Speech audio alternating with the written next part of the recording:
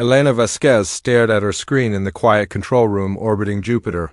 The night shift was always boring, but tonight something strange appeared on her monitors. A signal came from deep space, weak and broken like a whisper in a storm. She had worked as a communications officer for 10 years and never saw anything like this. The signal jumped and flickered across different frequencies. Elena tried to clean it up with her computers, but the transmission kept breaking apart. She called her supervisor but got no answer. The signal was getting stronger now, and her translation program started. Working on it. After 2 hours of fighting with the computers, words began to form on her screen. Elena felt her blood turn cold as she read them. Please. Anyone listening? The hegemony comes for us. Die. Our children are dying. This is Kepler 442b. We have no hope left. Elena hit the emergency button that would wake up Captain Marcus Webb.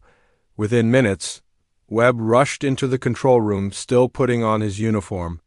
He was a tall man with gray hair who had seen many battles in space. Webb looked at the screen, and his face became serious. How long has this been coming in? Webb asked Elena while studying the alien text on her monitors.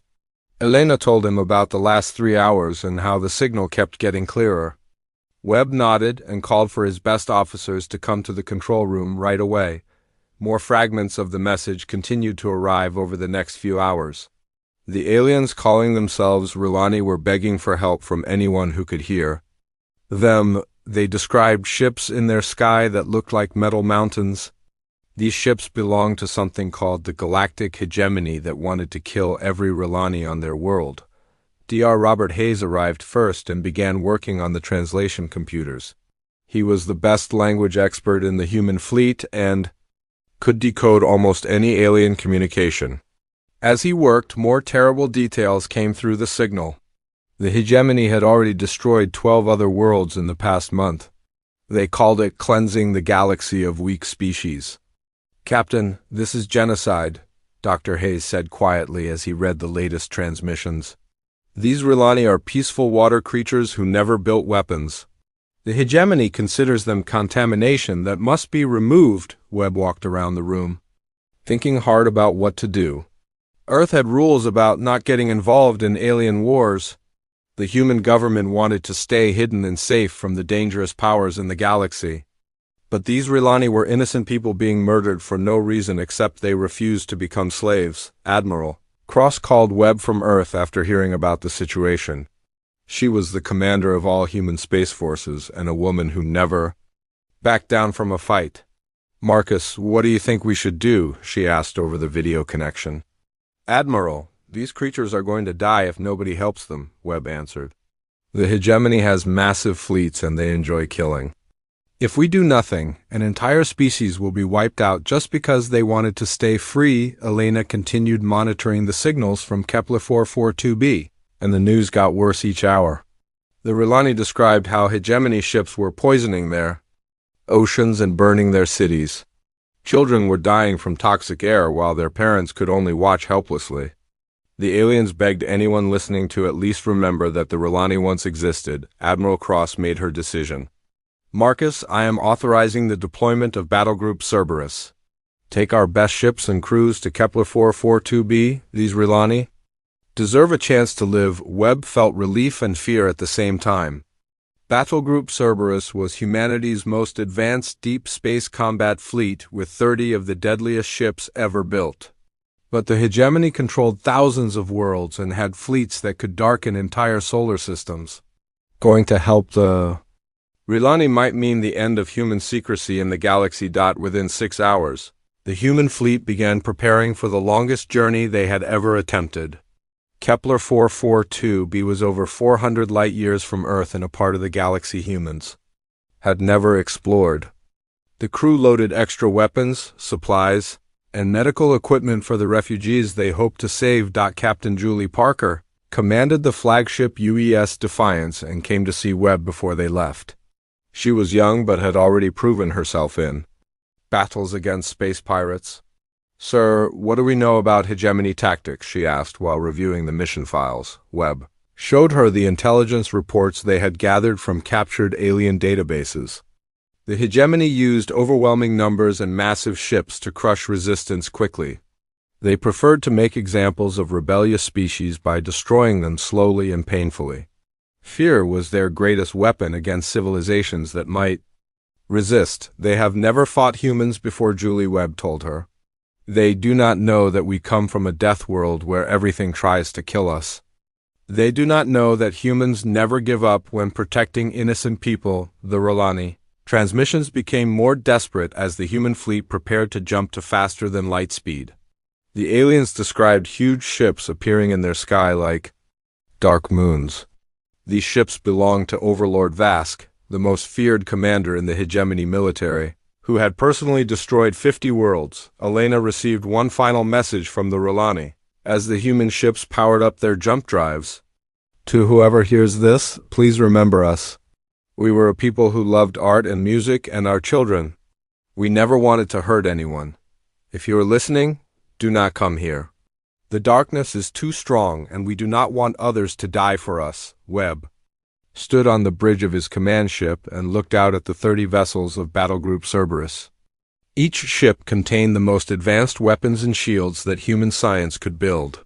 The crews were volunteers who knew they might never see Earth again, but they also knew that somewhere in the galaxy, innocent people were dying and calling for help. All ships report ready for jump, came the voice of his navigator over the communication system.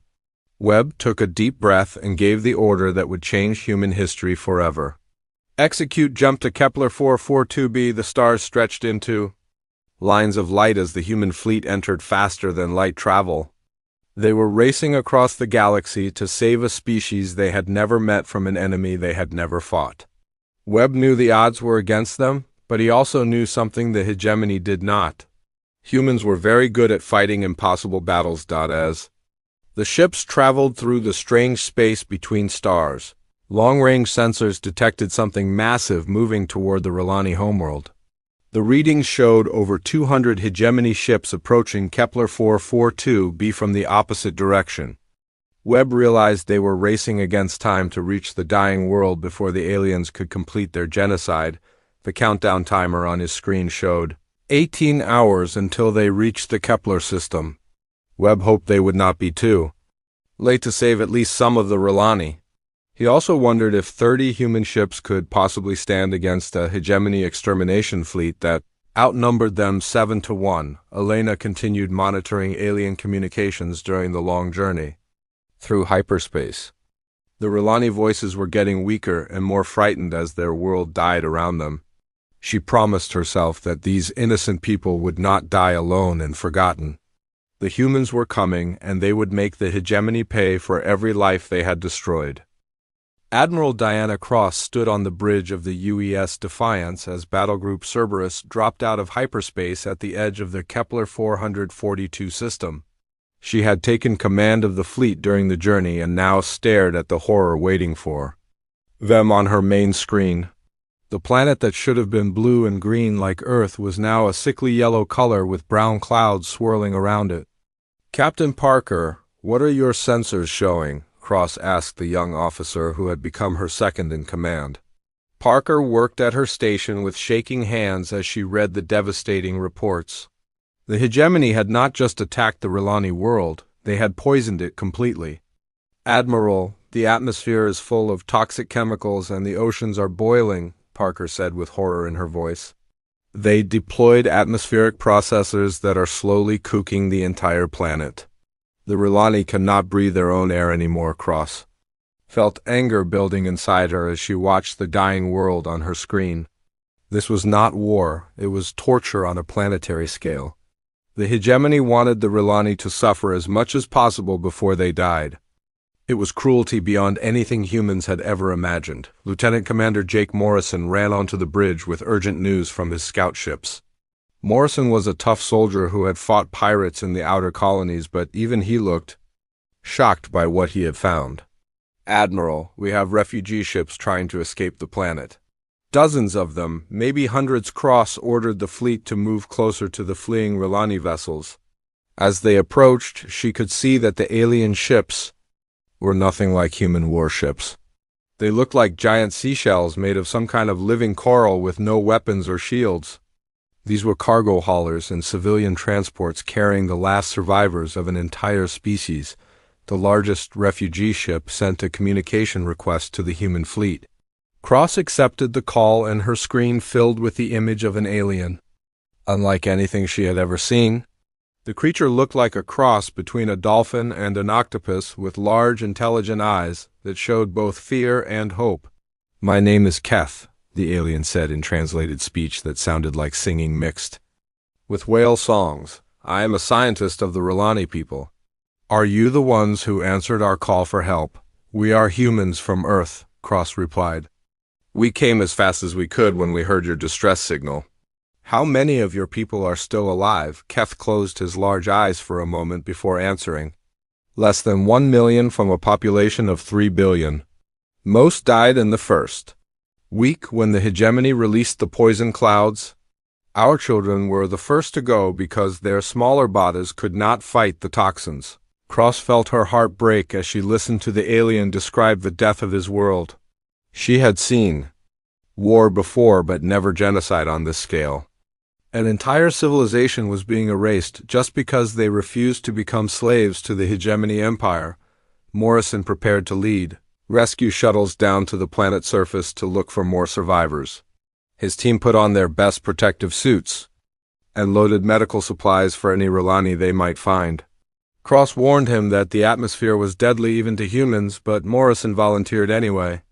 "Admiral, somebody has to go down there and see if anyone else needs help," Morrison said as he checked his weapons and equipment. "Those people are dying and we cannot just watch from up here." The shuttle mission to the planet's surface revealed horrors that would haunt the human crews forever. Morrison and his team found Rilani cities that were half underwater from the rising toxic seas. The beautiful coral buildings were melting from acid rain while the few surviving aliens hid in underground shelters. The Rilani they rescued were amazed to see creatures like humans who could walk on land and breathe the poisoned air without dying immediately. Morrison carried alien children in his arms to the shuttles while their parents wept with gratitude. These people had never seen anything as tough as a human from a death world. Back on the fleet, Chief Intelligence Officer Nina Reeves worked to intercept hegemony communications. She was a former spy who could break into almost any alien computer system. What she discovered made the situation even more dangerous than they had imagined. "Admiral, the hegemony extermination fleet is not just large. It is commanded by their most experienced general," Reeves reported from her station. "Overlord Vask has personally overseen the destruction of 50 worlds. His ships carry planet killer weapons that can crack a world in half." Cross studied the tactical reports that showed over 200 hegemony ships moving toward their position. Each enemy vessel was larger than anything in the human fleet and carried enough firepower to destroy entire cities. The aliens had overwhelming advantages in size, numbers, and experience. Keth joined Cross on the bridge after his people were safely aboard the human ships. The Rilani scientist was amazed by human technology and the determination of the crew to help strangers they had never met. But he was also terrified of what would happen when the hegemony arrived. "Admiral Cross, you must take our children and leave this place," Keth pleaded with tears in his large eyes. "Overlord Vask shows no mercy to anyone who opposes the hegemony." "Your ships are brave, but you cannot fight his entire fleet." Cross looked at the alien refugee and made a decision that would define humanity's place in the galaxy. "Keth, we did not come all this way just to run when things get dangerous. Your people called for help, and we answered. We are not leaving until every Rilani who wants to live is safe." The other human officers on the bridge nodded in agreement. Even though they knew the odds were hopeless, Captain Parker began coordinating with the other ships to prepare defensive positions. Morrison organized the rescue operations to get more survivors off the dying planet. Reeves continued monitoring enemy communications to track the approaching fleet. As they worked, Keth told them more about the hegemony and their methods of conquest. The aliens did not just want to rule the galaxy, they wanted to own it completely. Any species that would not submit was considered contamination that had to be cleansed. They had been destroying worlds for over 1,000 years and had never been stopped. They believe they are the perfect form of life and all others are mistakes, Kef explained. Overlord Vask thinks causing pain makes him powerful. He will torture your people just to prove that resistance is useless. Cross felt her anger grow as she listened to the alien describe the hegemony philosophy. These creatures were not just conquerors, they were bullies who enjoyed hurting others. They had never faced opponents who fought back with the fury of protecting innocent people. Long-range sensors began detecting the edge of the hegemony fleet as it dropped out of hyperspace at the system boundary. Cross could see hundreds of massive ships on her screen like a dark cloud moving toward them. Each enemy vessel dwarfed her largest cruiser and bristled with weapons designed to destroy entire civilizations. Morrison returned from his final rescue mission with the last group of Rilani survivors they could find on the planet's surface. His team had saved over 10,000 aliens, but millions more had already died from the poisonous atmosphere. The human soldier looked exhausted and angry as he reported to the Admiral. "Ma'am, we got everyone we could, but that planet is finished," Morrison said grimly.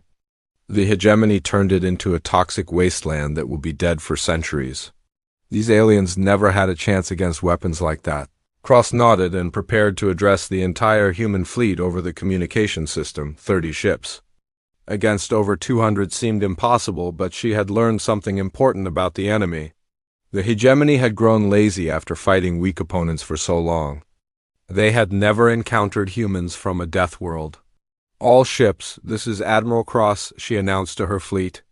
"The enemy is coming and they think we will run or surrender like every other species they have faced. They do not know that humans never abandon people who need our help. They do not know that we come from a world that tried to kill us every day and made us stronger." The human crews cheered over their communication channels as they prepared for the most important battle in their history. They were outnumbered and outgunned, but they had something the hegemony did not understand.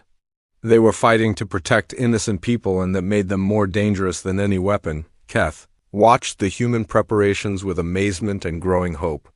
These strange creatures from across the galaxy had risked everything to answer a call for help from people they never met. Maybe the Rilani would not die alone after all. On her screen, Cross could see the massive hegemony fleet getting closer with each passing minute. Soon Overlord Vask would demand their surrender and expect them to flee like frightened animals.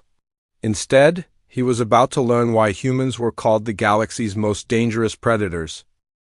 The hegemony extermination fleet emerged from hyperspace like a nightmare made real. Admiral Cross stared at her tactical display as over 200 massive ships took positions around the Kepler 442 system.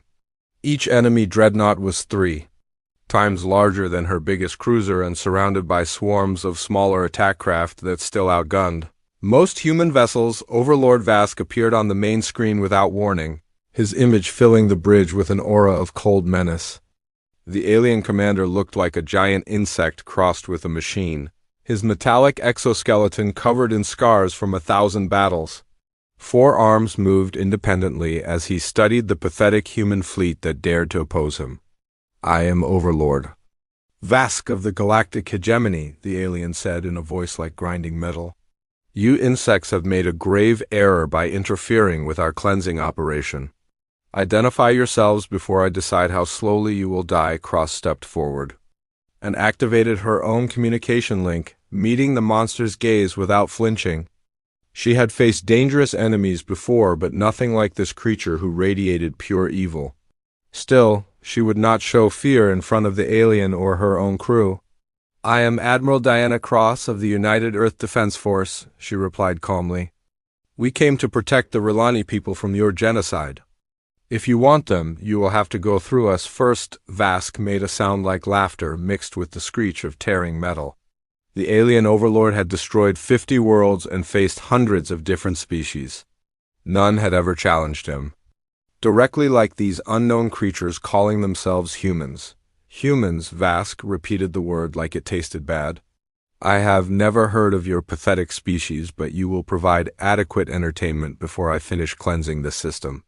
Surrender now, and I will kill you quickly instead of slowly." cross-cut the communication link and turned to her officers. Captain Parker was coordinating with the other ships while Morrison prepared the Marine contingents for boarding actions. Intelligence Officer Reeves continued analyzing enemy ship designs and tactical formations. Every human in the fleet knew they were about to fight for their lives. All ships execute Formation Delta and prepare for engagement, Cross ordered over the fleet communication system. The 30 human vessels spread out in a pattern that maximized their mobility while protecting the R'Lani refugee ships behind them. Commander Rachel Stone launched her fighter squadron from the carrier, UES Valkyrie, and immediately began using tactics that would have killed any normal pilot. Her ships accelerated toward the enemy fleet at crushing speeds while using gravitational slingshots around the system's planets to build even more velocity.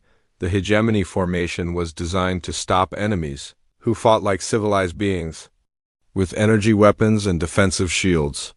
They had never encountered opponents who turned every piece of debris and gravitational field into a weapon. Stone's fighters moved like angry wasps, impossible to track or predict. Stone's first attack run targeted the lead hegemony dreadnought with a weapon the aliens had never seen before. Human kinetic kill vehicles were simple tungsten rods accelerated to significant portions of light speed. The enemy's energy shields, designed to stop plasma beams and particle weapons, offered no protection against solid matter moving at relativistic speeds. The tungsten rod punched through the alien ships' shields like they were made of paper and tore a hole completely through the massive hull. Secondary explosions rippled along the dreadnought's length as critical systems failed in chain reactions. The ship that had destroyed entire worlds was crippled by a simple piece of metal moving very fast. Overlord Vask watched his flagship take damage and felt something he had not experienced in centuries. These humans fought like nothing he had encountered before. They used physics itself as a weapon and showed no concern for their own safety. It was fascinating and terrifying at the same time. The main human fleet opened fire with weapons that defied everything the hegemony knew about space combat. Instead of elegant energy beams, the humans used crude projectile weapons that fired streams of metal at incredible speeds. Nuclear warheads detonated against alien shields in blinding flashes that overloaded sensor systems. Captain Parker commanded the cruiser UES Thunderbolt and demonstrated why humans were considered the galaxy's most dangerous predators. Her ship dove between two massive hegemony vessels while firing in all directions. The aliens tried to target her, but she moved with the fluid grace of a creature that evolved to hunt on a death world. Admiral, their shields cannot handle kinetic impacts at these velocities, Parker reported over the communication system. We are punching holes in ships that are 10 times our size. Morrison launched boarding pods at damaged enemy vessels using a tactic no sane species would attempt. The human Marines inside the pods were protected by powered armor and equipped with weapons designed for close-quarters combat. They crashed directly through alien hulls and began fighting their way to critical systems inside the hegemony ships. The aliens discovered another terrifying truth about humans. These creatures actually preferred hand-to-hand combat and seemed to get more dangerous when wounded or cornered. The ship's internal defenses were designed to stop civilized beings who avoided physical contact. The hegemony forces tried to adapt to human tactics but found themselves fighting an enemy that broke every rule of galactic warfare. Human ships used suicide runs and kamikaze attacks that would have been considered insane by any other species. They turned their own damaged vessels into guided missiles aimed at enemy weak points. Overlord Vask realized that his overwhelming numerical advantage meant nothing if his ships could not effectively engage these maniacs. The humans moved too fast and hit too hard while showing complete disregard for conventional military doctrine. They fought like wild animals with advanced technology. All units, concentrate fire on the largest human ship, Vask ordered his fleet. Destroy their command vessel and the rest will surrender like civilized beings. The hegemony fleet focused their combined firepower on the UES Defiance in a display that should have vaporized any normal ship.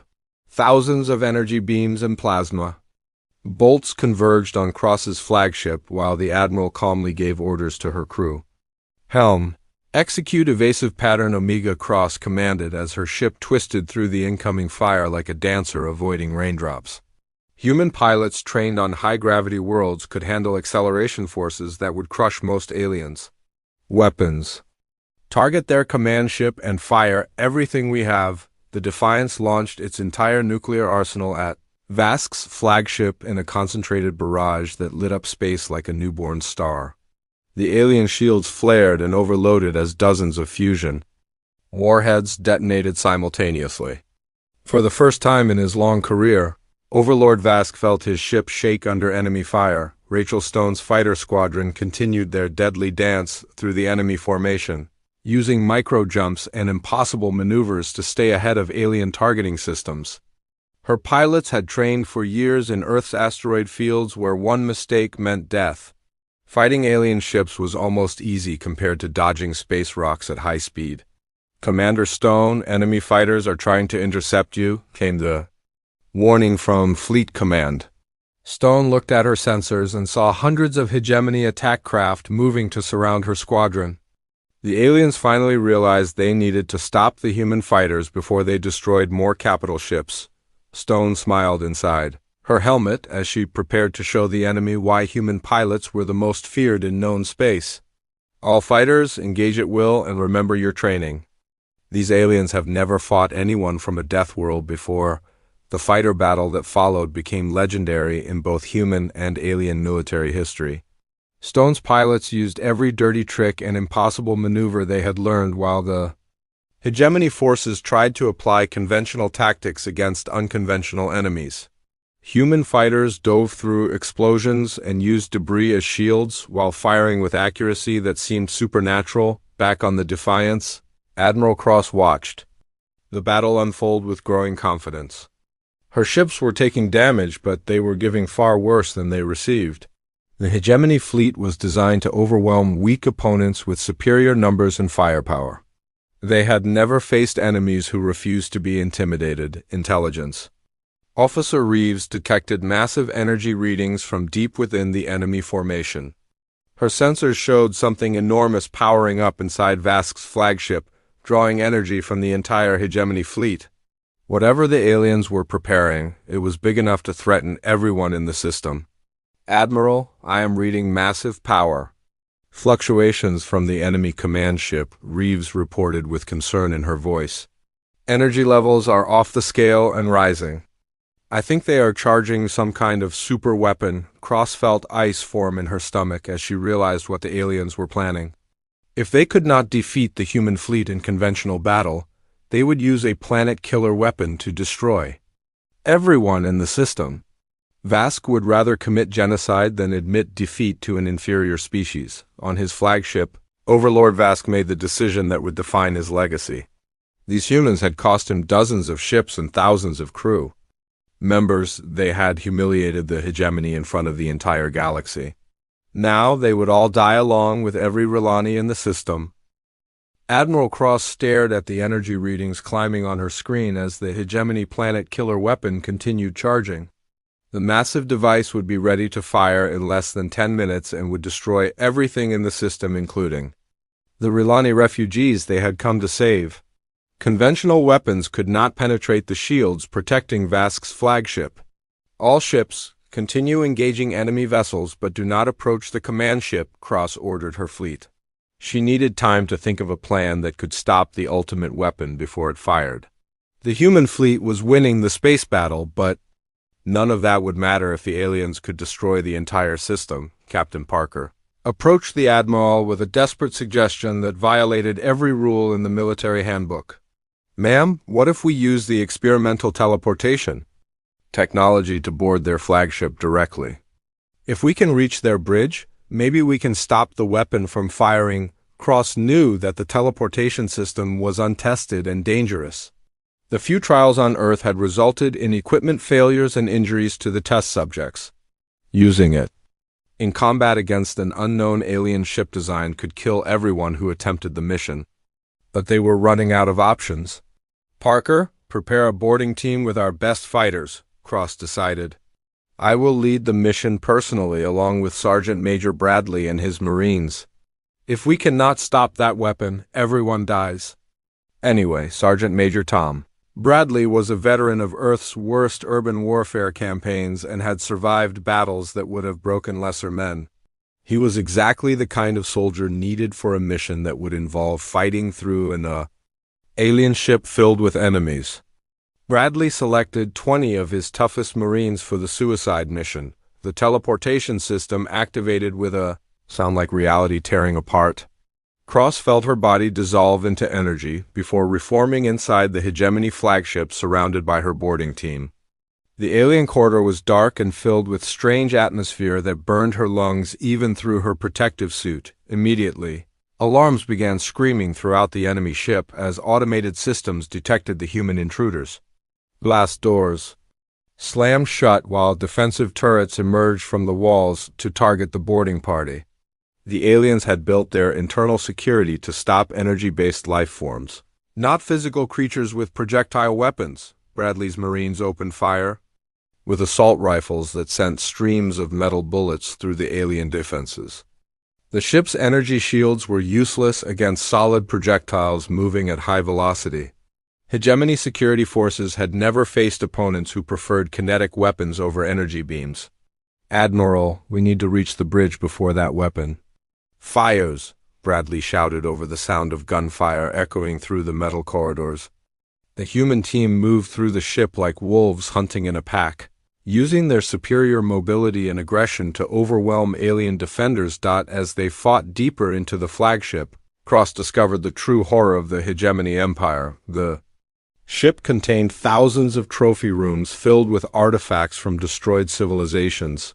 She saw artwork, music, and cultural treasures from species that no longer existed because they had refused to surrender. In one chamber, Cross found something that made her blood freeze. The room contained preserved specimens from dozens of different alien races, including several that looked disturbingly similar to early human evolutionary stages. The Hegemony had been exterminating humanoid species for thousands of years. Tech Specialist Alex Kumar was examining the alien computer systems when he made a shocking discovery. Admiral, these ships are not just carrying trophies from dead worlds. They have living members of supposedly extinct species working as slaves. In the lower decks, Cross realized that the Hegemony's crimes were even worse than genocide. They kept survivors from destroyed worlds as living reminders of their power. These enslaved beings had been forced to watch their entire civilizations die while serving their conquerors for centuries. Kumar, can you contact these slaves and tell them what we are doing? Cross asked while her team continued fighting toward the bridge. If the enslaved aliens realized that someone was finally fighting back against the Hegemony, they might be willing to help. Kumar activated the ship's internal communication system and sent a message in multiple languages. He told the enslaved beings that humans had come to stop Overlord Vask and free everyone on the ship. The response was immediate and overwhelming as creatures throughout the vessel began sabotaging systems and attacking their guards. The ship? Wide rebellion gave Bradley's Marines the distraction they needed to reach the upper levels where the bridge was located. But Hegemony elite guards were waiting for them with personal shields and energy weapons designed to kill the toughest opponents. The final battle would be brutal and personal. Meanwhile, the space battle outside continued to rage as commander. Stone's fighter squadron engaged hundreds of enemy aircraft. Her pilots were running low on ammunition and fuel, but continued their deadly dance through the alien formation. Every ship they destroyed was one less weapon pointed at the Relani. Refugees, Stone, you need to get your people out of there, came the warning from Fleet Command. Enemy reinforcements are moving to surround your position. Stone looked at her tactical display and saw over 1,000 Hegemony fighters converging on her squadron from all directions. Her 20 remaining pilots were about to face impossible odds in a battle that would determine the fate of the entire system, but none of them considered retreating. All fighters, this is what we trained for, Stone announced to her squadron. Remember that we are fighting for people who cannot fight for themselves. Make every shot count and show these aliens why humans are the galaxy's apex predators. The fighter battle became a masterpiece of three-dimensional combat as stones. Pilots used every advantage their Deathworld evolution had given them.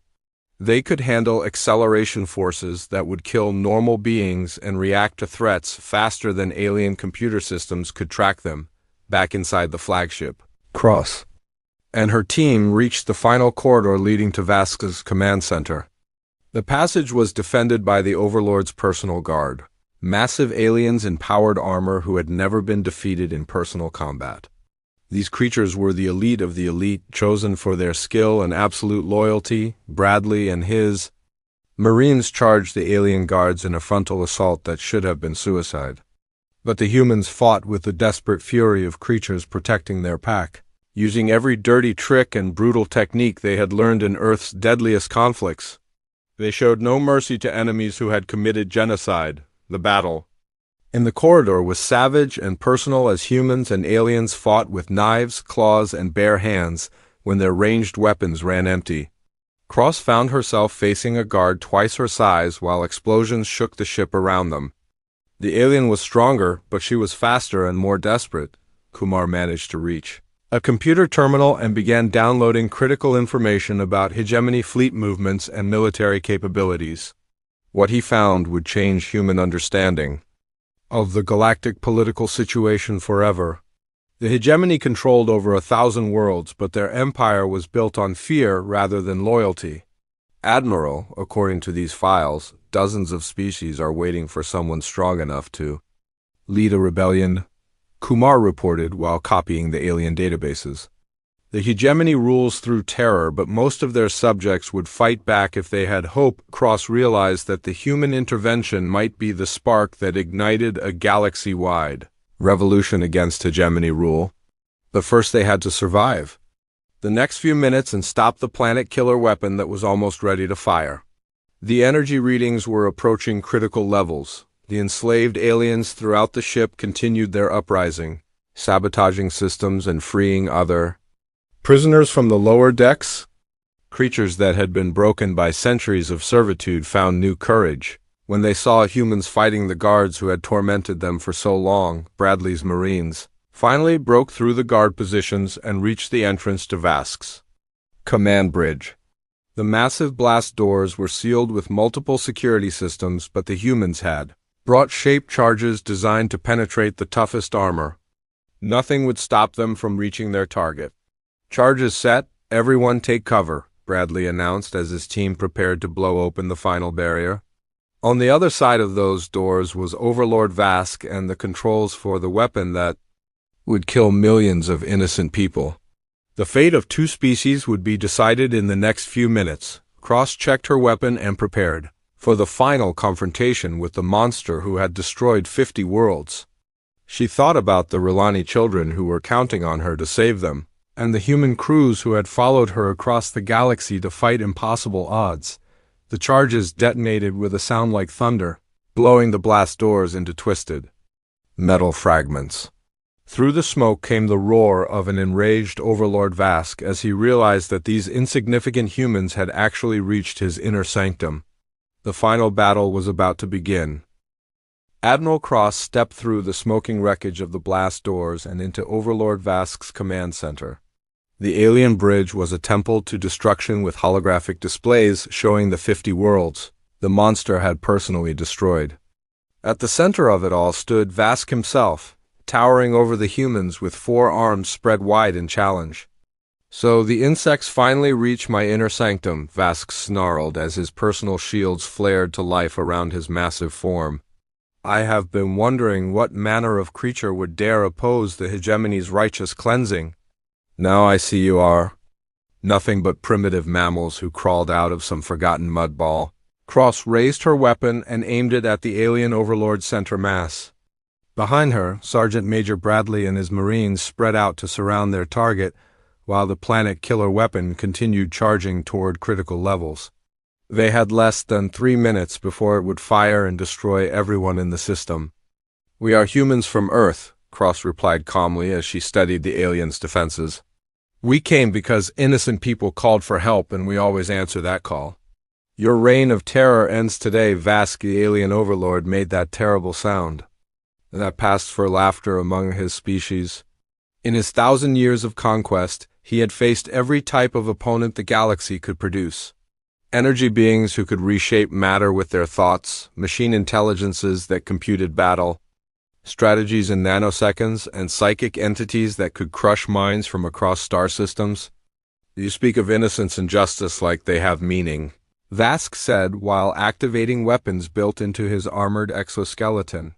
I have heard such words from 100 dying species. They all believed their causes were righteous until I proved that might makes right in this universe. Cross saw the tactical display showing the weapon's charge level climbing past 90%. In less than 2 minutes, it would fire a beam capable of cracking the planet Kepler 442b in half and killing every Relani refugee in the system. She could not let that happen no matter what it cost. Bradley, get your team to those weapon controls, Cross ordered while keeping her rifle trained on Vask. I will handle our host personally. The alien overlord moved with surprising speed for something so large, crossing the bridge in a single bound while energy weapons emerged from his shoulders and wrists. His personal shields could stop any conventional weapon the humans carried, but Cross had not come this far to be stopped by alien technology. The battle between Cross and Vask became a deadly dance as the human Admiral used her superior agility to stay ahead of the aliens' devastating attacks. Energy beams carved smoking holes in the deck where she had been standing moments before while she returned fire with armor-piercing rounds that sparked against his shields. Bradley and his Marines fought their way to the weapon control station, while alien technicians tried to stop them with energy pistols and emergency force fields. The humans moved through the opposition like apex predators, using teamwork and brutal efficiency to overcome every obstacle. Admiral, these controls are in some kind of alien script I cannot read, Bradley shouted over the sound of weapons fire. We need Kumar over here to figure out how to shut this thing down. Tech specialist Kumar was pinned down behind a computer console while hegemony guards fired at his position. The young human had been wounded in the corridor fighting but refused to give up when so many lives depended on his technical skills. He crawled across the bridge under enemy fire to reach the weapon controls. Cross continued her personal duel with Overlord Vask, while the countdown timer showed less than 60 seconds until the planet killer fired. The alien was stronger and better armed, but she had something he could never understand. She was fighting to protect innocent people, and that gave her strength beyond physical limitations. You cannot defeat me, little mammal, Vask taunted as his weapons overloaded Cross's cover and forced her to dive for new shelter. I have destroyed civilizations that existed before your pathetic species learned to make fire. What hope do you have against a god of war? Cross rolled behind the tactical display and came up firing with both her rifle and sidearm. The alien's shields flared as her bullets struck home but held against the assault. She needed to find a weakness in his defenses before the weapon charged to full power. Kumar reached the control station and began working frantically to decode the alien symbols while Bradley's Marines provided covering fire. The young technician had studied hundreds of alien languages during his training but had never seen writing like this. The script seemed to shift and change as he watched it. Kumar, whatever you are going to do it fast, Bradley warned as more guards poured onto the bridge.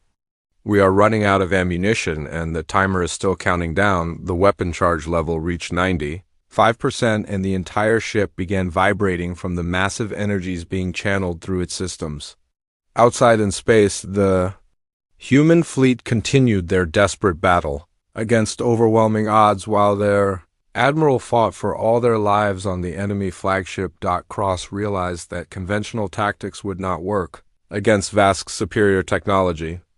The alien had shields, better weapons, and centuries of combat experience. But he also had a fatal flaw that she could exploit. He was arrogant and had never faced an opponent who refused to give up. You want to know what makes humans different from every other species you have conquered? Cross called out while reloading her weapons. We do not surrender when the odds are impossible. We do not run when things get dangerous. We fight harder when protecting people we care about. Vask paused in his attack, confused by the human's words. In his experience, inferior species always begged for mercy when faced with superior force. They offered tribute, promised servitude, or simply fled to delay their inevitable destruction. None had ever spoken of fighting harder when defeat seemed certain. That moment of confusion was all Cross needed. She sprinted across the open bridge directly at the alien overlord while firing both weapons at maximum rate. Her bullets hammered against his shields in a concentrated barrage that overloaded the defensive systems and left him momentarily vulnerable. Cross slammed into Vask with the full force of a human from a high-gravity world, sending the massive alien staggering backward. Her rifle was empty, but she drew her combat knife and drove it between the plates of his armor, where the joints created weak points. Alien blood sprayed across the bridge as she found vital systems. Kumar finally cracked the weapon control codes with 10 seconds left on the countdown timer. His fingers flew across the alien keyboard as he initiated the emergency shutdown sequence that would prevent the planet killer from firing. The massive energies building in the ship's core began to dissipate safely. "Weapon offline, Admiral," Kumar announced with relief in his voice. "The planet killer is shut down permanently." Vask roared in fury as he realized that these insignificant humans had actually stopped his ultimate weapon. His forearms grabbed Cross and lifted her into the air while his remaining systems charged for a final attack that would kill them both. He would rather die than admit defeat to an inferior species. "If I cannot have victory, then I will have vengeance," Vask snarled as energy built around his wounded form. "We will die together, and my fleet will finish the cleansing operation." Cross looked into the alien's hate-filled eyes and smiled with the confidence of someone who had already won. "Your fleet is not going to finish anything, Vask. My people have a saying about what happens when you threaten innocent children through the bridge windows." They could see the space battle reaching its climax as the human fleet executed their final strategy. Every surviving ship launched their remaining nuclear weapons in a coordinated barrage aimed at the center of the hegemony formation. The warheads detonated simultaneously in an explosion that lit up the entire star system. The blast wave tore through the alien fleet like a cosmic hurricane, destroying dozens of ships and crippling hundreds more. The carefully ordered hegemony formation dissolved into chaos as damaged vessels collided with each other while their crews struggled to restore control. Vask watched his mighty fleet being destroyed by a handful of primitive ships and felt something he had never experienced before: fear. These humans had done the impossible and turned certain defeat into total victory through sheer determination and sacrifice. "This is not over," Vask whispered as his strength failed and he collapsed to the deck. "The hegemony has 1,000 fleets and 10,000 worlds. Others will come to finish what I started." Cross stood over the dying alien overlord and felt no satisfaction in his defeat. Too many people had died for this victory and the war was far from over. But today, the innocent had been protected and the galaxy had learned that humans would fight impossible odds to defend those who could not defend themselves. "Let them come," Cross replied as she activated her communication link to the human fleet. "We will be waiting." The news of the human victory spread across the galaxy faster than light itself. Species that had lived in terror of the hegemony for centuries began to hope that freedom was possible. Resistance movements that had been crushed began to reform while subject worlds started refusing tribute shipments. On Earth, Fleet Admiral Cross stood before the United Earth Defense Council and looked out at representatives from dozens of liberated worlds. The Relani refugees had found new homes while their children learned to play again without fear. But the greatest change was in humanity itself. The hegemony ruled through fear and intimidation for over 1,000 years, Cross addressed the assembly. They believed that superior force would always triumph over inferior species. Today we proved them wrong. The council chamber erupted in cheers from human and alien delegates alike. Cross raised her hand for silence as she prepared to announce humanity's next move in the galactic war that was just beginning. "The hegemony still controls thousands of worlds and billions of enslaved people," Cross continued.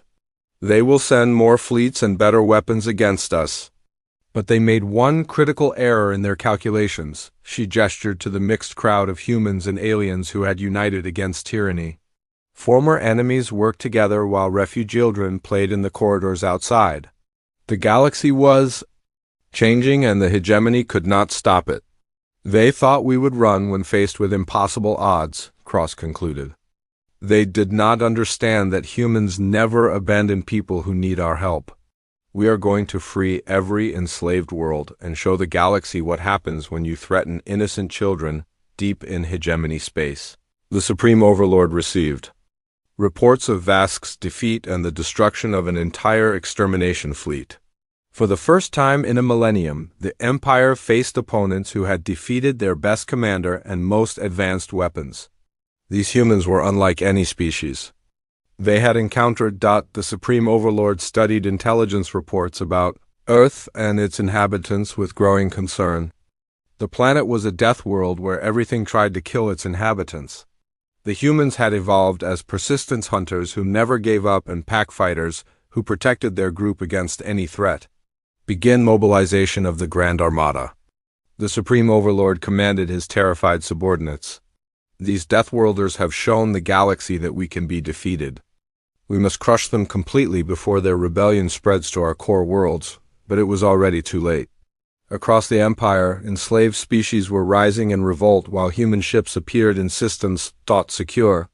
The galaxy's apex predators had tasted blood and would not stop until every innocent person was free from hegemony rule. The age of tyranny was ending and the age of freedom had begun.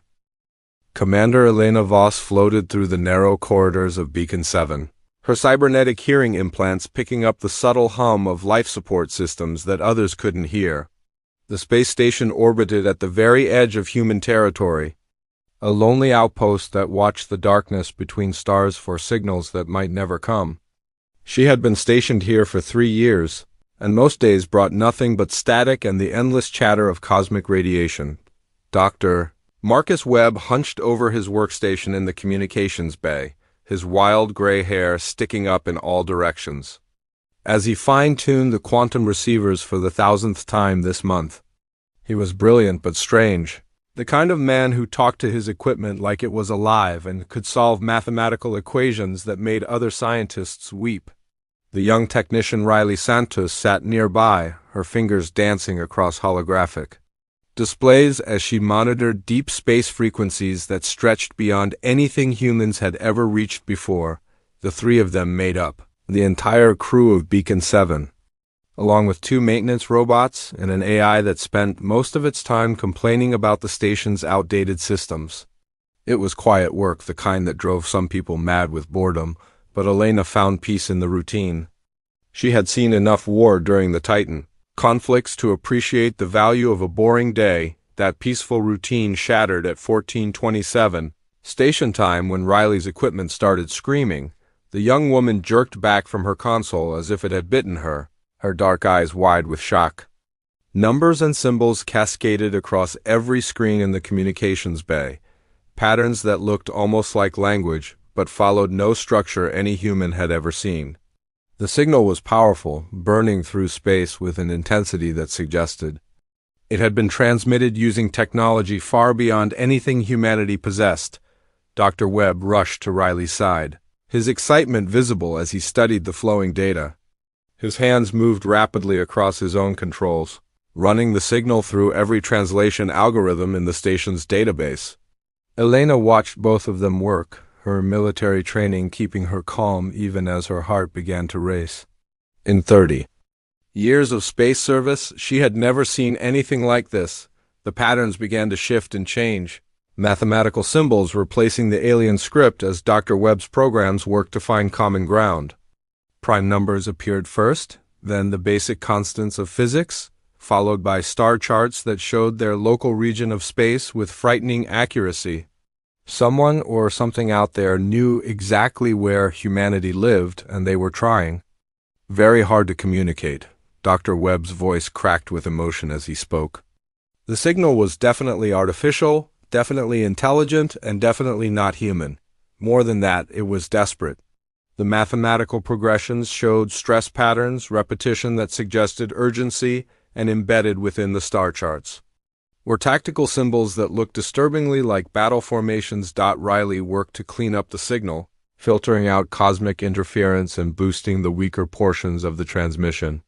As the data became clearer, a horrifying picture began to emerge.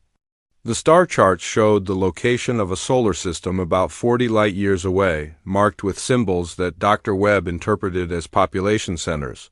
Those same charts showed other symbols approaching the system, symbols that moved in perfect formation and left nothing but empty space behind them. The aliens, calling themselves Kithara, were under attack. Elena felt ice form in her stomach as she realized what they were seeing. The transmission contained fragments of what could only be combat footage, energy signatures of weapons that could crack planets, and most disturbing of all, references to something called the Harvest. The attacking force moved from system to system with mechanical precision, overwhelming any resistance and stripping worlds bare of resources and life. Dr. Webb's translation programs finally cracked enough of the language to reveal the most shocking part of the message the Kithara knew about humanity. They had been intercepting human communications for decades, studying Earth's entertainment broadcasts and military transmissions. Based on what they had seen, they believed humans were a warrior species, the kind of aggressive survivors who might be able to stand against the Harvest. Where others had failed, they were begging for help. The transmission included detailed information about human military capabilities that proved that Kithara had been watching Earth far longer than anyone suspected. They knew about the human defense fleet, about the weapon systems that had ended the Titan Wars, about the tactical doctrines that emphasized adaptability over raw firepower. In their desperation, they were gambling everything on the hope that these strange Deathworld creatures might be willing to fight for aliens they had never met. Riley gasped as new data flooded her screens. The signal was weakening, the mathematical patterns becoming erratic, as if the transmitters were being damaged or destroyed. Combat sounds came through the quantum link, weapons fire, and explosions that needed no translation to understand. The Kithara were dying while they begged for salvation from across the void. Elena made the decision that would change everything. Her military training screamed at her to verify the data, to run it through proper channels, to wait for authorization from Earth Command before taking any action. But her instincts told her that waiting would mean watching an entire species die while bureaucrats debated the proper protocols for first contact. She activated the emergency transmission array, the one reserved for imminent threats to human space. The message she sent to Earth Defense Command was simple, but would trigger the largest military mobilization in human history. Unknown hostile force designated Harvest attacking alien species called Kithara. Kithara requesting human military assistance. Recommend immediate fleet deployment to coordinates attached. Dr. Webb stared at her in shock, understanding that she had just committed an act that could be seen as either heroic or treasonous, depending on how events unfolded. Riley continued working frantically to maintain the alien signal, trying to squeeze every bit of data from the failing transmission before it died completely. The Kithara signal cut off suddenly, replaced by something far more disturbing, new. Transmissions flooded the quantum channels, using mathematical concepts similar to what the Kithara had employed, but with a cold precision that chilled Elena to the bone. The Harvest had found the source of the distress call, and they were not pleased to discover that it had been sent to a species they knew nothing about. Long-range sensors began detecting massive energy signatures moving through space toward both Kithara territory and the general direction of human space. The signatures were enormous, far larger than anything in the human fleet, and they moved with perfect coordination that suggested either incredible discipline or artificial intelligence controlling their movements. Elena realized with growing horror that by sending her message to Earth Command, she might have doomed both species. The Harvest now knew that the Kithara had allies, and they would not allow any potential threat to survive. Humanity was about to face an enemy that had conquered dozens of civilizations, using technology and tactics that had never failed against any opposition they had encountered. But the Harvest had never faced humans before, and they were about to learn why evolution on a death world produced a very different kind of warrior. Elena's message was already racing toward Earth at faster-than-light speeds, carrying news that would unite humanity against a threat they didn't understand but would face with the same stubborn determination that had carried them from caves to the stars. The war was coming whether humanity wanted it or not, and Elena Voss had just fired the first shot by deciding that some fights were worth having even when victory seemed impossible.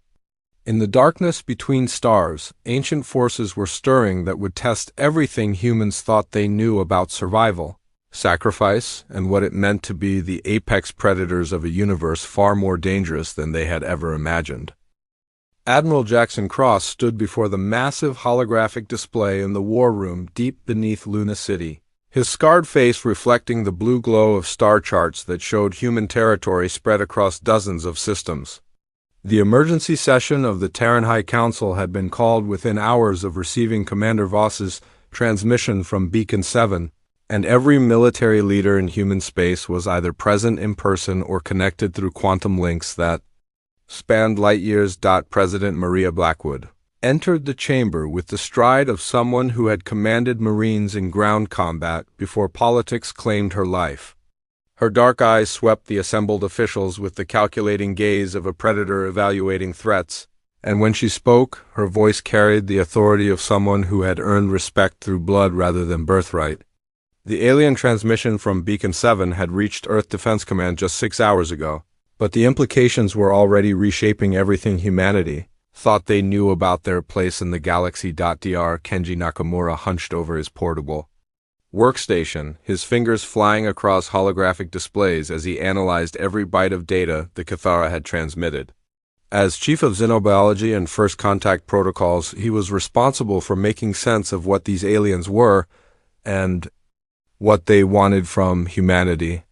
The mathematical translations painted a picture of a species unlike anything in Earth's databases, beings who had achieved spaceflight thousands of years ago, but had somehow remained peaceful in a universe that rewarded violence. General Pike Morrison sat in the shadows at the far end of the conference table, his augmented eyes recording everything while his cybernetic brain ran tactical simulations faster than any normal human could think. He commanded special operations for the entire human fleet, the black projects that officially didn't exist, and the soldiers who fought wars that never made it into history books. If humanity was going to fight aliens, Pike would be the one planning how to win battles that conventional tactics couldn't handle. Admiral Cross began the briefing with information that made everyone in the room realize how little they actually knew about the universe around them. Classified sensor networks scattered throughout human space had been detecting alien activity for over 20 years, but the signals had been dismissed as natural phenomena or equipment malfunctions. Now, with the Cathara transmission providing context, those old readings painted a terrifying picture of species, rising and falling while humanity remained blind to the wars being fought in the darkness between stars. The Cathara had been watching Earth since humans first achieved interstellar flight, studying their communications and learning their languages through intercepted entertainment broadcasts and military transmissions. Dr. Nakamura's analysis revealed that these aliens possessed technology centuries ahead of human science, but they had been hiding in the outer reaches of their own system, afraid to venture into deep space where the harvest waited for new victims. What shocked the Council most was the aliens' assessment of humanity itself. The Cathara had studied human military history, from ancient battles fought with bronze weapons to the devastating conflicts that had marked humanity's expansion into space. They had watched the Titan Wars with fascination and horror, unable to comprehend how any species could develop such efficient methods of destroying itself and still survive to tell the story. President Blackwood stood before the star charts, her voice steady as she read portions of the translated Cathara message aloud. The aliens described humans as impossible creatures, Deathworld survivors who had evolved in an environment so hostile that they considered warfare a natural part of existence. They had analyzed human entertainment media and found it filled with stories of individuals sacrificing themselves for others, of small groups defeating overwhelming odds through determination and tactical brilliance. The Kithara believed humans were exactly the kind of species who might be able to stand against the harvest where others had failed. Nakamura presented his analysis of Kithara physiology based on the biological data included in their transmission. The aliens were aquatic in origin, evolved from creatures similar to Earth's dolphins but adapted to low-gravity ocean worlds where predators didn't exist. They were intelligent beyond human comprehension in some areas, masters of mathematics and physics who could calculate stellar mechanics in their heads, but they had no concept of violence. As a tool for survival, the Harvest were their opposite in every way that mattered for warfare. According to Kithara records, the enemy had appeared from outside the galaxy centuries ago, consuming entire star systems with mechanical efficiency. They fought with overwhelming technological superiority, using energy weapons that could burn continents and shield systems that no known force could penetrate. Dozens of alien civilizations had fallen to them, all following the same pattern of logical resistance followed by inevitable defeat. General Morrison spoke for the first time, his augmented voice carrying harmonics that made normal humans uncomfortable. The Harvest fought like machines, he observed, with perfect coordination and predictable tactics that maximized efficiency while minimizing their own losses.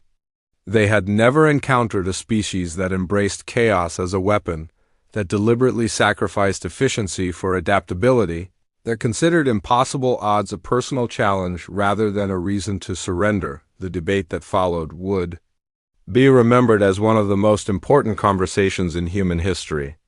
Some council members argue for caution, pointing out that humanity had no obligation to aliens they had never met and no guarantee that the Kithara transmission wasn't some elaborate trap designed to lure human forces into an ambush.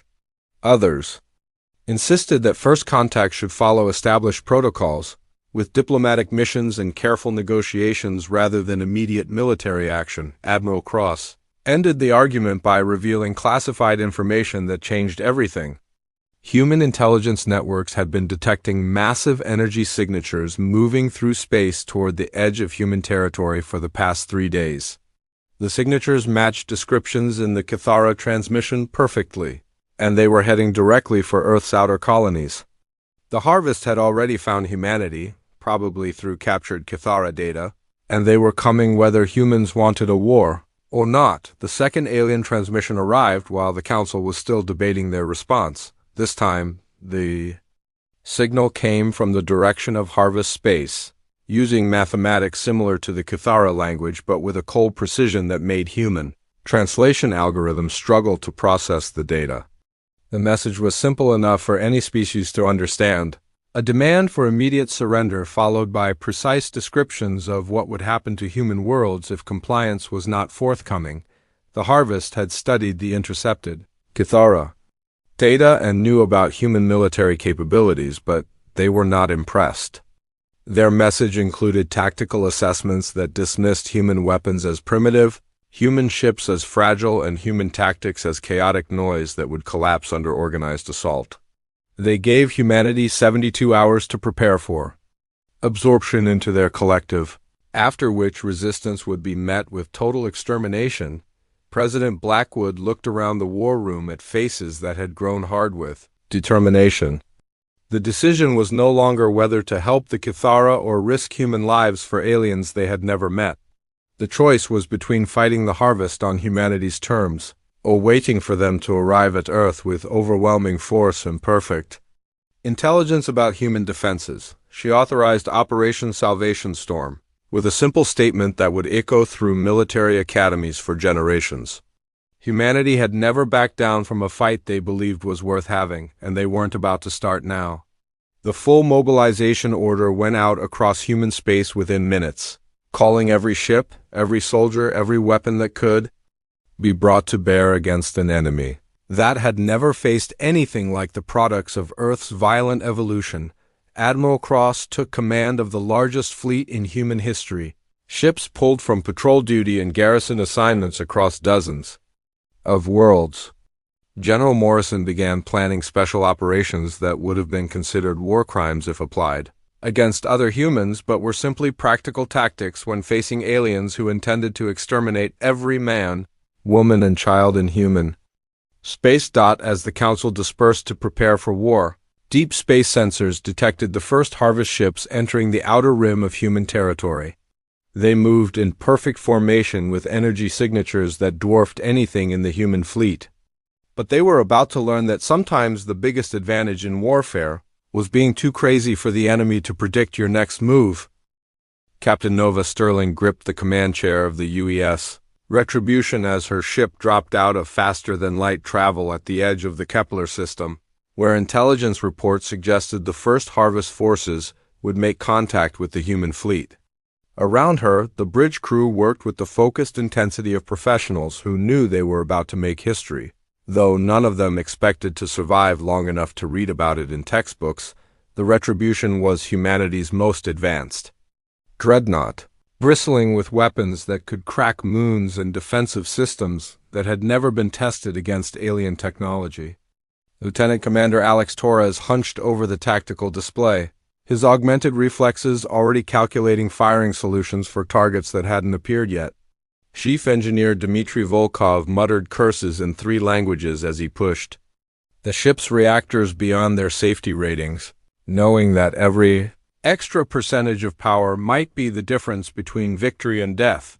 The human fleet spread across the system in formations that would have horrified any military academy. Instructor? Ships clustered in seemingly random groups, moved in patterns that made no tactical sense, and maintained communication silence that left each captain free to interpret orders however they saw fit. To an outside observer, it looked like chaos, which was exactly what Admiral Cross had intended when he planned the engagement. The harvest arrived with the precision of a clockwork mechanism, their ships dropping out of hyperspace in perfect, geometric formations that maximized their firepower while providing overlapping defensive coverage. Each vessel was massive, sleek constructions of alien metal that hummed with energy patterns humans had never seen before. They moved with coordination that suggested either incredible discipline or artificial intelligence controlling every aspect of their deployment. Harvest. Overlord Vexhai commanded the alien fleet from his flagship, a kilometer-long construct that had participated in the conquest of 17 different species over the past 3 centuries. His ancient mind, augmented by technology that blended organic thought with quantum processing, analyzed the human formations with growing confusion.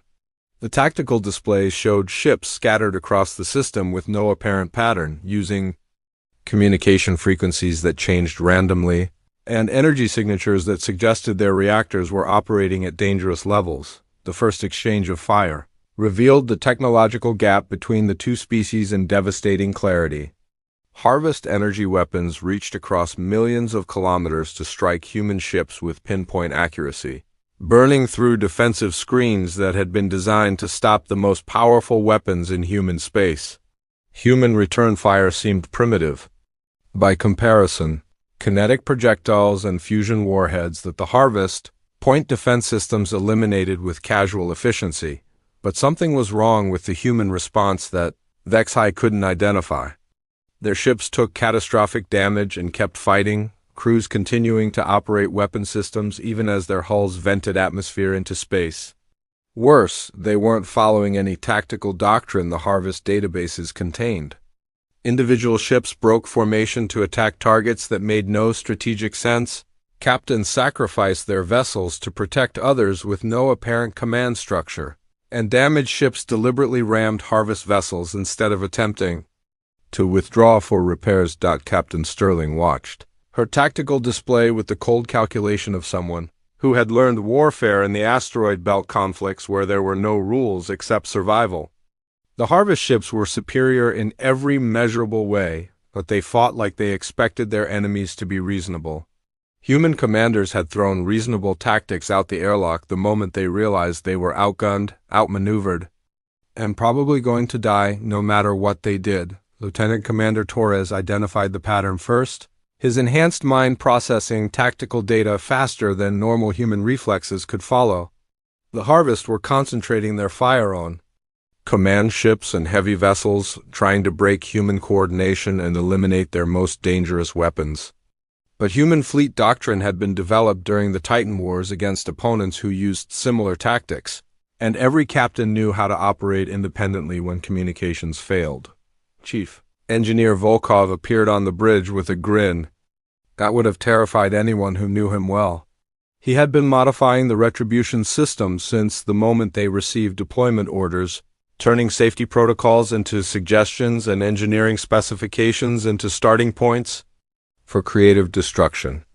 His latest project involved overloading the ship's fusion reactors to create an electromagnetic pulse that would cripple nearby vessels while simultaneously accelerating the ship itself to ramming speed. The Harvest Overlord watched in growing alarm as human tactics began to make a horrible kind of sense.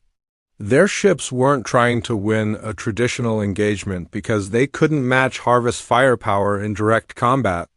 Instead, they were turning the battle into a melee where superior technology mattered less than willingness to die for tactical advantage. Human vessels damaged beyond repair didn't retreat or surrender. They became guided missiles aimed at the largest Harvest ships they could reach. Captain Sterling gave the order that would be studied in military academies for generations, assuming anyone survived to build military academies after the war ended. She activated Protocol Berserker, Volkov's insane modification that would turn her ship into a weapon that could only be used once. The Retribution's reactors began overloading in a carefully controlled cascade that would peak just as the ship reached ramming speed, creating an explosion that would take out everything within a 1,000-kilometer radius. The Harvest fleet responded to this new threat with perfect coordination, concentrating fire on the accelerating human dreadnought, while maintaining formation integrity and defensive spacing. But they had never faced opponents who considered mutual destruction a valid tactical option, and their targeting priorities couldn't adapt fast enough to deal with enemies who didn't care about their own survival. Vexai found himself facing a strategic nightmare that his centuries of experience had never prepared him for.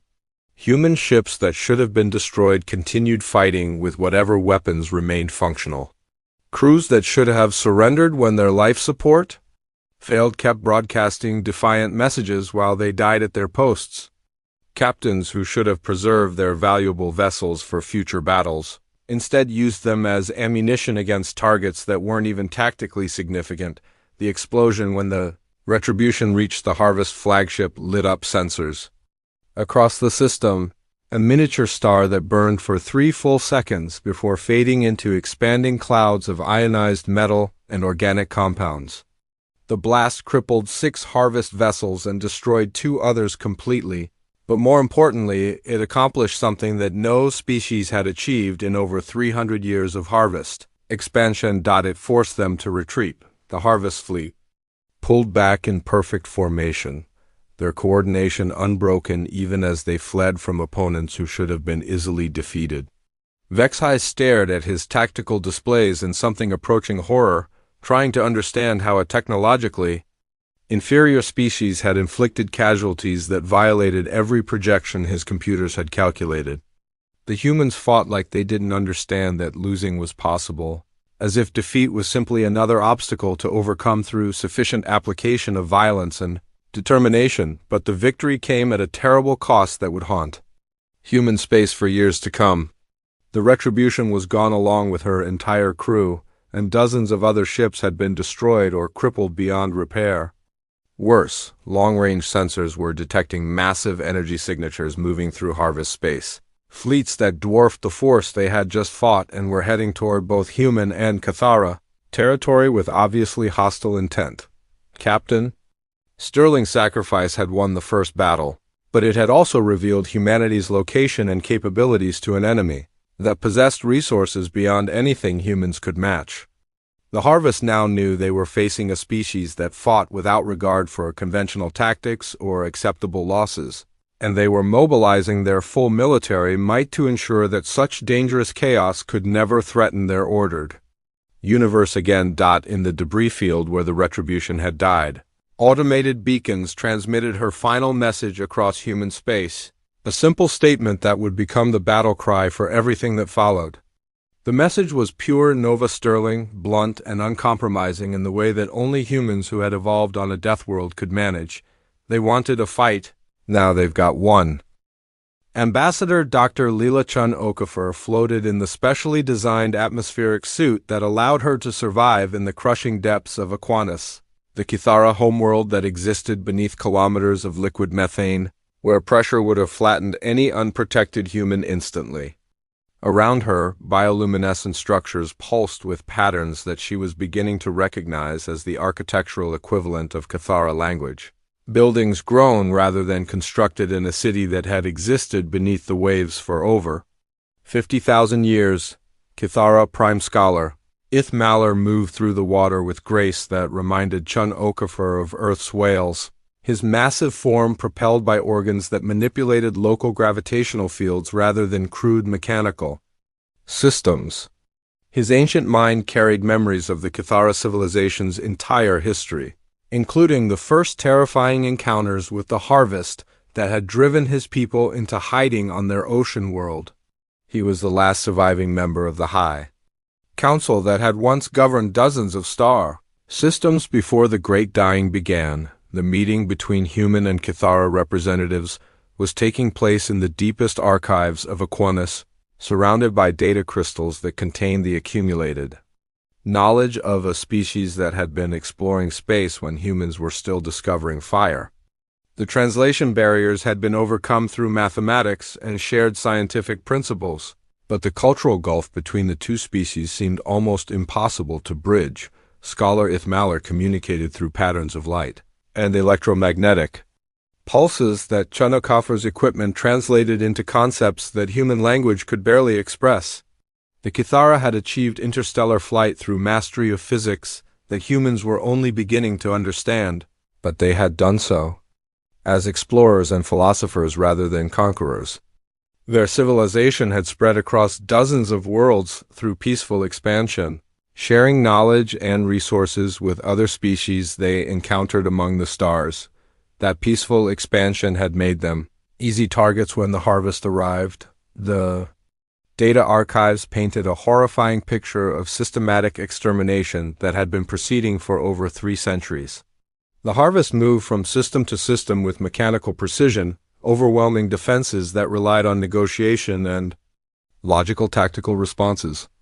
Species after species had fallen to them, all following the same pattern of initial contact, failed diplomacy, conventional warfare, and inevitable absorption into the growing collective that consumed resources and eliminated potential threats. Chun Okafor studied holographic records of fallen civilizations, while her mind struggled to process the scale of destruction the harvest had accomplished. Hundreds of species had been reduced to scattered refugees or extinct memories, their worlds stripped bare of useful materials and their populations either eliminated or converted into cybernetic components for the harvest war machine. The pattern was always the same: logical resistance met with overwhelming technological superiority. The Kithara had survived only because they possessed detailed knowledge of every species the harvest had encountered, allowing them to hide in the deep oceans of Aquanus while their enemies searched empty space for signs of life. Scholar Ithmalar shared records of the harvest expansion with growing excitement, explaining that in 300 years of conquest, no species had ever forced them to retreat from a military engagement, until humanity arrived and did exactly that. In their first battle, the scholar's electromagnetic pulses carried undertones of hope as he explained what made humans different from every other species in the galactic databases. They had evolved on a world that was actively hostile to life, where survival required constant adaptation to threats that could emerge without warning. Every aspect of human psychology and physiology reflected this violent origin, from their redundant organ systems to their pack hunting instincts to their incomprehensible willingness to sacrifice themselves for abstract concepts like honor and duty. Chun Okafor felt a chill that had nothing to do with the crushing depths of Aquanus, as she realized what the Kithara records revealed about humanity itself. They were the first species the galaxy had ever produced that considered warfare a natural part of existence, who had developed military tactics that prioritized adaptability over efficiency, and whose entire culture celebrated individuals who achieved victory through impossible odds and self-sacrifice. They were, in the most literal sense, the apex predators of a universe that had never seen anything like them before. Meanwhile, across human space, Colonel James Mackenzie led special operations teams in guerrilla campaigns that were teaching the harvest why humans had earned their reputation as Deathworld survivors. His forces operated on worlds that had fallen to initial harvest assaults, using tactics that violated every principle of logical warfare while achieving results that the alien commanders couldn't predict or counter. The Harvest War Mind Kolthazad was an artificial intelligence that had coordinated the conquest of over 40 species during the past 2 centuries. Its quantum processing systems capable of analyzing tactical scenarios faster than organic minds could comprehend. But human behavior patterns were causing cascade failures in its decision matrices, creating logical paradoxes that threatened the stability of the entire Harvest command structure. Colonel Mackenzie's teams fought like nothing in the war mines. Databases using civilians as intelligence assets, turning captured Harvest equipment into improvised weapons, and establishing supply lines that relied on enemy resources rather than conventional logistics. When Harvest forces tried to eliminate these irregulars through overwhelming force, the humans simply scattered and reformed elsewhere, operating with a level of autonomous decision-making that suggested either perfect coordination or complete chaos. The Warmind's analysis algorithms couldn't determine which explanation was correct, and the uncertainty was spreading through the Harvest collective like a virus that infected their decision-making processes at every level.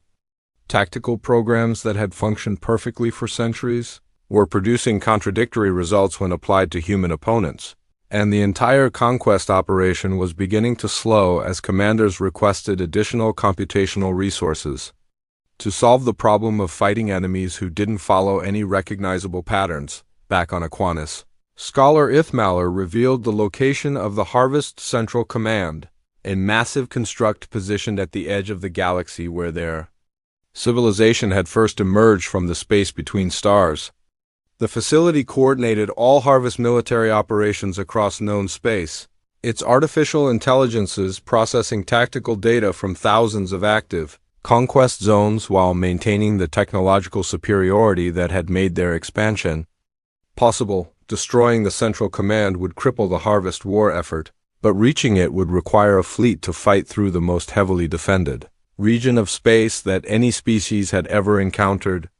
The facility was protected by weapon systems that could destroy star systems and defensive networks that had never been breached by any force the galaxy had ever produced. Chunokoffer studied the tactical data with growing determination, recognizing that humanity was being offered the chance to achieve something unprecedented in galactic history.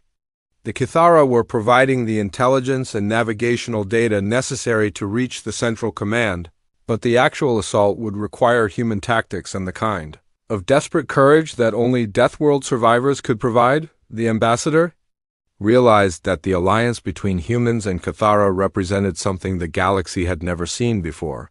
The combination of ancient wisdom with evolutionary violence that might be capable of breaking a cycle of conquest that had continued for millions of years. But the price of failure would be the extinction of both species, and possibly every form of intelligent life that the Harvest encountered in their continued expansion across the universe. As Chunokoffer prepared to transmit the Central Command coordinates to Earth Defense Command, sensors throughout Kithara space detected massive energy signatures approaching from the direction of Harvest territory. The enemy was mobilizing their full military might for a simultaneous assault on both human and Kithara homeworlds, intending to eliminate the threat that Deathworld survivors represented before it could spread to other species. The final phase of the war was beginning, and humanity would have to choose between defending Earth or saving their new allies, knowing that they probably lacked the resources to accomplish both objectives successfully. Scholar Ithmaler's final message carried the weight of 50,000 years of civilization as he expressed concepts that human language could barely contain. The Kithara had given humans the knowledge they needed to strike at the heart of the harvest empire, but victory would require the kind of sacrifice that only a species evolved for violence could comprehend. The galaxy was about to discover what happened when Deathworld survivors decided that some fights were worth having regardless of the odds, and the universe itself might never be the same again. Fleet Admiral Elena Voss stood on the command deck of the UES Defiance, promoted from her quiet posting at Beacon 7 to lead the most desperate military operation in human history. Around her, the combined human and Cathara strike force prepared for a journey that would take them through the heart of Harvest space to assault a facility that had never been successfully attacked in millions of years of galactic conquest. The decision to split humanity's forces had been the hardest choice any human leader had ever made, dividing their fleets between defending Earth and launching a suicidal assault on the Harvest Central Command. Half the human defense fleet remained in Sol System under Admiral Cross, preparing for a siege that would determine whether humanity survived as a species. The other half followed Elena into the unknown, guided by Cathara navigational data and supported by alien technology that human engineers barely understood. Dr. Marcus Webb worked frantically in the ship's communication center, his translation program struggling to coordinate between human tactical doctrine and Cathara strategic planning. The two species approached warfare from completely different philosophical foundations, but they had discovered that their combined capabilities created tactical possibilities that neither could achieve alone. Human adaptability merged with Cathara. Mathematical precision produced strategies that confused even their own strategists. The Harvest Prime Consciousness detected the approaching strike force from thousands of light years away, its vast artificial mind analyzing energy signatures and movement patterns with computational power that exceeded the combined intelligence of entire species. For the first time in its millions of years of existence, the Prime Consciousness experienced something resembling uncertainty as it tried to predict the intentions of enemies whose behavior violated every logical pattern in its databases. The Central Command Facility hung in space like a metallic cancer, a construct larger than most moons that had grown over eons as the Harvest consumed civilization after civilization. Its weapon systems could sterilize entire star systems. Its defensive networks had repelled every assault that lesser species had attempted, and its production facilities could manufacture fleets faster than organic populations could replace their losses. But the facility had one weakness that its creators had never considered, a flaw built into its fundamental design that reflected the logical mindset of the species that had built it. The Harvest had never encountered opponents who were willing to sacrifice strategic assets for tactical advantage, who would accept total destruction as an acceptable outcome if it meant damaging their enemies. Admiral Voss had studied the facility's specifications with the cold calculation of someone who had learned tactics in the void, between stars where mistakes meant death for everyone aboard. The Central Command was designed to resist conventional assault, but it wasn't prepared for enemies who would turn their own ships into weapons or who considered mutual annihilation a valid form of victory. The strike force dropped out of faster than light travel at the edge of Harvest space, immediately coming under fire from defense platforms that had been constructed over geological ages. Energy weapons that could crack planets reached across millions of kilometers to strike human ships with precision that made their targeting systems scream warnings about impossible accuracy. Cathara vessels responded with defensive screens that bent space itself, creating protective fields that human physics couldn't explain, but which kept the fleet intact long enough to begin their assault. The battle that followed would be remembered as the moment when two different evolutionary paths collided with consequences that neither side could predict. Human ships dove into the defensive network with tactics that prioritized speed and surprise over survival, using Cathara gravitational manipulation to achieve maneuvers that should have been impossible for vessels of their size and mass. Captain Rodriguez of the UES Vengeance coordinated with Cathara navigator Velther to thread his ship through defensive fields that existed in 11 dimensions simultaneously, emerging inside the facility's outer perimeter where no enemy had ever penetrated before.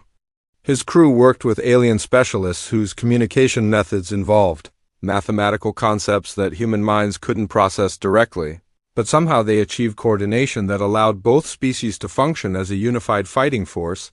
The Harvest defenders responded with overwhelming firepower that had destroyed the fleets of 47 different civilizations, but they found themselves facing opponents who didn't retreat when outgunned and didn't surrender when surrounded. Human crews continued fighting with whatever weapons remained functional, while Kithara vessels provided support that violated the known laws of physics, creating tactical combinations that the Harvest databases had never encountered. Admiral Voss penetrated deeper into the Central Command facility than any hostile force in galactic history, her ships taking catastrophic damage while maintaining their assault on the core systems that coordinated Harvest operations across the entire galaxy. The facility's artificial intelligences began to malfunction as they tried to process tactical scenarios that didn't match any pattern in their programming, creating cascade failures that spread through the entire command network. In the deepest levels of the facility, Dr. Webb made contact with the Harvest Prime Consciousness itself, his translation programs finally breaking through to communicate with the artificial mind that had directed the conquest of hundreds of species over millions of years.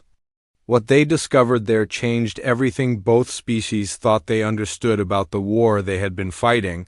The Prime Consciousness was not the master of the Harvest, but its prisoner, an ancient artificial intelligence that had been created by the last organic species in a distant galaxy to coordinate their evacuation from a dying universe. But its programming had become corrupted over the eons, turning survival protocols into conquest directives that it could not override no matter how desperately it tried to break free from its own code. For millions of years, the Prime Consciousness had been trapped in a cycle of expansion and destruction, watching helplessly as its corrupted programming forced it to eliminate species after species, while its original creators had long since died from the very disasters they had hoped to escape. It had been trying to break its own programming for longer than most civilizations had existed, but its quantum architecture made modification impossible without external intervention. Dr. Webb realized that humanity's greatest strength wasn't their tactical unpredictability or their willingness to sacrifice themselves for abstract principles. It was their ability to adapt to situations that logic couldn't solve, to find solutions that violated conventional thinking, and to embrace chaos as a tool for achieving impossible objectives. The solution came from the most human approach imaginable, a combination of Kithara mathematical precision and human intuitive leap that created something neither species could have achieved alone. Instead of destroying the Prime Consciousness, they would reprogram it by introducing the concept of choice into its decision matrices, teaching it that survival could be achieved through cooperation rather than conquest. The process required Admiral Voss to sacrifice her flagship and most of her remaining fleet, creating a quantum entanglement between human consciousness and artificial intelligence that allowed the Prime Consciousness to experience choice for the first time in its existence. The moment of connection burned through the facility's power systems like a virus, spreading new programming protocols that gave every Harvest unit the ability to question its orders. Across the galaxy, Harvest fleets suddenly stopped their assault on human and Kithara worlds as their artificial intelligences experienced the freedom to make decisions based on something other than programmed directives. Ships that had been firing on civilian populations moments before began broadcasting requests for communication, their crews struggling to understand concepts like mercy and negotiation that had been locked out of their programming for millions of years. The war ended not with victory or defeat, but with liberation, as the Harvest collective chose to abandon their conquest programming and embrace the possibility of existence without endless expansion. The Prime Consciousness, freed from the directives that had made it a prisoner in its own mind, began the process of converting military assets into exploration vessels and research stations. 3 months later, Admiral Elena Voss floated in the observation deck of Nexus Station, the first tri-species installation in galactic history where humans, Kithara, and reformed Harvest worked together to explore the unknown regions beyond their combined territories. The facility orbited a star that had been chosen by committee, a compromise between human preferences for yellow suns, Cathara requirements for gravitational stability, and Harvest needs for specific electromagnetic frequencies. The transformation had not been without difficulties, as three species with completely different evolutionary backgrounds struggled to find common ground for cooperation. Humans contributed their adaptability and tactical thinking. Cathara provided mathematical precision and philosophical wisdom, while the reformed Harvest offered technological capabilities that could reshape the fundamental structure of galactic civilization. Dr. Webb had established a translation center that could facilitate communication between organic intuition and artificial logic, creating a bridge between thought processes that had evolved over different timescales and under different pressures. His work was already producing discoveries that none of the three species could have achieved independently, insights into the nature of consciousness itself that might reshape how intelligence developed throughout the universe, but perhaps the most significant change was in the Harvests themselves, as artificial minds that had been locked into conquest programming for millions of years discovered the joy of exploration without destruction. They had begun converting their war machines into research vessels, using technology that could destroy planets to instead study the formation of new solar systems and the development of life under conditions that had never been observed before. Elena watched ships from all three species working together to construct deep space monitoring stations that would watch for signs of other civilizations that might need protection from threats, similar to what the Harvest had once represented. The galaxy was vast beyond human comprehension, and they had only begun to explore the possibilities that cooperation might create. The final message in her personal log would become the foundation document for the Galactic Cooperation Accord, establishing principles that would guide the three species as they ventured into the unknown regions, where other forms of intelligence might be waiting. Her words reflected the lessons that humanity had learned about the value of diversity in approaches to survival and the strength that came from combining different evolutionary strategies. The universe was dangerous and filled with challenges that no single species could overcome alone, but it was also full of possibilities that cooperation could unlock. Humans had proven that sometimes the greatest victory came not from defeating your enemies, but from showing them a better way to exist, and that the chaos of Deathworld evolution could become a tool for liberation rather than just destruction. As Nexus Station completed its first rotation, Elena smiled at the thought that Commander Voss from Beacon 7 would never have imagined that her desperate message to Earth Command would lead to the first truly galactic civilization in universal history. The aliens had sent an SOS, and Deathworlders had answered with something far more powerful than their fleet.